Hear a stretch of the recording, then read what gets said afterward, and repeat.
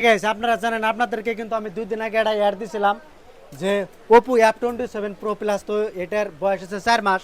তো এই মোবাইলটা আজকে সেল করে আল দিলাম। তো এই মোবাইলটা আমি যে ভিডিওর মধ্যে যে অ্যাড দিছিলাম যে মোবাইলটা 4 মাস বয়স হয়েছে, তো এখানে কাস্টমার আছে। তো কাস্টমারের কাছে আমি ডাইরেক্ট ফিডব্যাকটা ডাইরেক্ট আপনাকে এই ভিডিওর দ্বারা আমি শোনাবো।